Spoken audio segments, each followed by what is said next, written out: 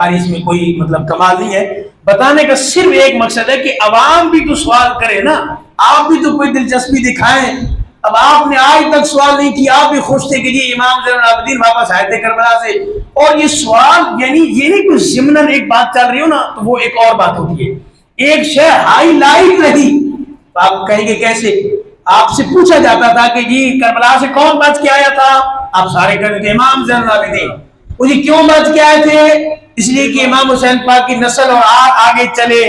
یہ high light کے طور پہ چلتا رہا, ایسا نہیں تھا کہ آپ کی توجہ نہیں کی. آپ سے میں کہتا مجمع میں سوال ہوتا تھا, آپ اس کا جواب دیتے تھے, اکیلے امام زین العابدین واپس آئے تھے. اور یہ سوال ایسا نہیں تھا, یہ صدیوں سوال چلتا رہا, یہ کوئی ایک دو دن کی بات نہیں ہے. تو آپ میں سے بھی کسی نے یہ نہیں کہا بھائی امام حسین کی نسل چلنی تھی, حسن پاک کی نہیں چلنی تھی. بھائی یہ اگر لاجک اور حکمت ہے کہ امام زین العابدین اس لیے وہاں بچ گئے, اس لیے لاجک تھی, حکمت تھی کہ آپ کی نسل آگے چلنی تھی, تو پھر یہ بھی تو سوال تھا نا کہ امام حسن پاک کی نسل ان کی نہیں چلنی تھی, ان کی بھی چلنی تھی. اس لیے حکمت ہے کہ ان کے شہزادے بھی وہاں زخمی ہو کر بھی بچے کہ امام حسن پاک کی بھی نسل آگے چلنی تھی. امام زین العابدین تو یعنی جہاد کیا ہی نہیں انہوں نے, وہ تو بیمار تھے, وہ تو بالکل بیمار تھے, یعنی وہ اس قابل نہیں تھے کہ وہ جہاد کرتے. قابل سے مراد ہے عارضی, ظاہری. اور یہ شخصیات ایسی ہیں کہ ہم ایسا ہلکا لفظ بھی نہیں بول سکتے, ظاہری طور پہ یعنی اس نیت نہیں تھے کہ وہ جہاد کرتے. تو خیر ایک تو یہ بات ہوگی کہ آج سے اس کو ذہن میں رکھ لیں.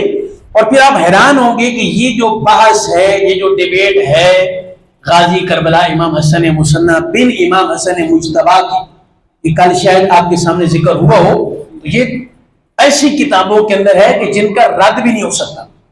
اور میں آج مطالعہ کرتے ہوئے جب دوسرے آباد کی ہم ان کی ویب سائٹس پر اور ان کی جہاں ان کی ریسرچ اور تحقیق ہے وہاں پہنچے, وہ میرے پاس اوپن ہے, تو انہوں نے باقاعدہ اس پر تفصیل سے بحث کی ہوئی ہے. انکار ان کے بڑے بھی نہیں کر سکے, انہوں نے باقاعدہ اس کو بیان کیا. یہ علیحدہ بات ہے کہ انہوں نے پبلک میں بیان نہیں کیا, لیکن یہ چیلنج کے طور پہ ہے کہ انہوں نے اپنے جو تحقیقی ان کا مواد جہاں موجود ہے نیٹ پر بھی, وہاں بھی انہوں نے اس بات کو مانا ہوا ہے کہ چونکہ ان کے جو ننہال تھے وہاں قریب تھے کوفہ میں, تو ان کو پتہ چلا کہ سید الشہداء امام حسین پاک کے لشکر کو گھیر لیا گیا. وہ بما احباب کے وہاں پہنچے, انہیں معلوم تھا کہ ہمارا بھانجا یہ جو سیدنا امام حسن مثنی ہے ان کے ننہال تھے, تو یہ وہاں پہنچے. جب پہنچے تو یہ سارا معرکہ ختم ہو چکا تھا, یہ سارے لوگ شہید ہو چکے تھے. تو تلاش کرتے کرتے دیکھا کہ وہ زخمی پڑے ہوئے ہیں امام حسن مثنی. ان کو اٹھا کے جا کے علاج اپنے پاس لے گئے, علاج کرایا, مکمل یہ صحت یاب ہوئے. اس کے بعد یہ مدینہ المنورہ پہنچے, ان کا وصال بھی وہاں ہوا. پھر سیاستہ میں ایک روایت ہے, میں حیران ہوتا ہوں اس کی ضمن میں بھی کسی نے بات نہیں کی ہوئی. یہ ایک علیحدہ سے ایک ہمارا عقیدہ اہل سنت کا, اللہ کے فضل سے دیکھیں اہل سنت کے عقیدے کہاں سے پھوٹتے ہیں اگر آپ غور کرنے والے ہوں تو. ان کے وصال پر یہ پہلی بار ایسا ہوا کہ ان کی زوجہ نے سیاستہ کی حدیث کے مطابق ان کے اس قبر پر 1 سال تک خیمہ لگا کے عبادت کی. اور دور ہے صحابہ کا. آپ تو کہنے تھوڑی دیر کے لیے قبر میں بیٹھو تو آپ نہیں جناب دفن کرو اور نکلنے کی کرو. یہ بھی آپ کو ایک اور چیلنج ہے کہ آپ تلاش کیجئے. 1 سال تک ان کی زوجہ, اور زوجہ بھی کوئی عام نہیں ہے, وہ بھی اللہ کے اتحاد سے ہیں, 1 سال تک خیمہ لگائے رکھا قبر کے اوپر, اور وہاں وہ عبادت کرتی رہی 1 سال تک. اور کسی صحابی کا فتویٰ نہیں ہے جی. یہاں تو ایک دن میں فتویٰ لگ جائے اور لگ بھی جاتا ہے. تو آج سے یہ بھی سال ثواب کا بھی سن لیں, ذکر کس کا ہو رہا ہے اور دلیل کہاں سے آ رہی ہے, اللہ کے فضل سے. کہ بھئی ہم بیٹھے ایک لمحہ ہماری پر فتویٰ, اور اہل بیت کے افراد 1 سال بیٹھے تو کوئی فتویٰ نہیں ہے. تو اہل بیت کو یہ عقیدہ دے رہے ہیں کہ قبر پہ بیٹھ کے آپ کوئی بھی عبادت کرتے ہیں تو انشاءاللہ قبر والے کو بھی فائدہ ہے, پڑھنے والے کو بھی فائدہ ہے, اللہ کے فضل سے. چلو اپنی والدین کی قبر پہ بیٹھا کریں, جتنی دیر ہو سکے آپ بیٹھیں. اور دوسری بات بھی کل ذکر ہوا یا نہیں ہوا, بہت ساری آگے تفصیل ہے لیکن میں اس میں نہیں جاؤں گا کیونکہ ہم نے تینوں کی اور کی بھی شہادت جلدی سے بیان کرنی ہے.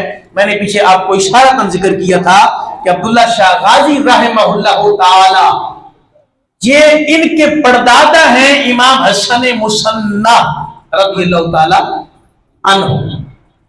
اب آپ اس سے اندازہ لگائیے کہ آپ وہاں جاتے ہیں عبداللہ شاہ غازی رحمہ اللہ تعالی کے دربار پہ، آپ میں سے شاید کچھ اب آپ گئے بھی ہوں، تو یہاں سے بھی سوال نہیں اٹھا کہ اتنے بڑے ولی حضرت عبداللہ شاہ غازی وہ ان کے پردادا امام حسن مصنع ہے۔ اس میں سوال اٹھ جاتا نا، آخر کوئی گیا ہوگا، کسی نے جہاں وہاں کے شجر نسب تو پڑھا ہی ہوگا نا۔ ہوتا ہے کہ آپ دربار پہ جاتے ہیں تو آپ شجر نسب پڑھتے ہیں، کیا یہ کہاں سے جا کے ملتے ہیں، تو وہ تو جلدی تو اوپر سے کرا جانا چاہیے تھا امام حسن مصنع بن امام حسن مجتبی بن حضرت مولا علی شیر خدا بن ابی طالب، یہ شجر نسب چلے گا نا؟ وہاں بھی کسی نے سوال نہیں اٹھایا۔ تو یہ ہمیشہ یاد رکھ لیں کہ بہت بڑی شخصیت تھے، اللہ نے ان کو علم کا بھی مرکز بنایا تھا، اور یہ حضرت امام حسن مجتبی کے پہلے فرزند ہیں، اس لیے آپ کو فرزند اول و جانشین حضرت امام حسن مجتبی کہا جاتا ہے۔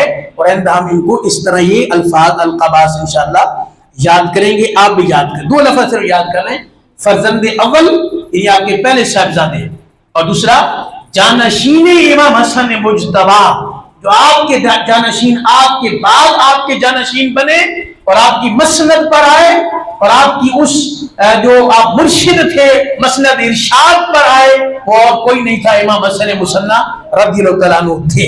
اللہ تعالیٰ اس پر بھی ہمیں عمل کی توفیق دے اور ان شخصیات کا ذکر خیر کرنے کی بھی توفیق عطا فرمائے۔ شاید میں کبھی کبھی سوچتا ہوں، توجہ میری طرف فرمائیں، کہ جو میرے امام نے یہ شعر کہا تھا اس کی ضمن میں بھی یہ بات ہو سکتی ہے، تو میں نے آپ کے سامنے یہ سوال اٹھایا نا، اس کو کبھی حل کریں گے انشاءاللہ، اور اعلیٰ حضرت کے غلام ہی اس کو حل کریں گے اللہ کے فضل سے، کہ امام حسن مجتبی کا کوئی صاحبزادہ امام نہیں ہے۔ تو مجھے لگتا ہے آج آتے ہوئے جب میں لائبریری میں بیٹھا تھا کہ شاید میرے امام نے یہ شعر اس لیے کہا ہو۔ کون سا شعر؟ مل کے پڑھ لیتے نا پھر، کیونکہ آپ کے ہاں یہ تھا کہ 12 امام نہیں ہے، اہل سنت کے ہاں سارے وہاں جو اہل بیت کا فرد ہے وہ امام ہے۔ تو شاید میرے امام نے اس لیے کہا ہو کہ امام حسن مجتبی کی اولاد میں کوئی امام ہی نہیں لوگ مانتے بھائی، تو پھر امام نے یہ شعر لکھا ہو۔ اب اللہ بہتر جانتا ہے کہ آپ نے کیوں لکھا، ہمیں یہی سمجھ آ رہی ہے، اور اگر اس لیے نہیں بھی تھا تو یہاں فٹ ہو رہا ہے۔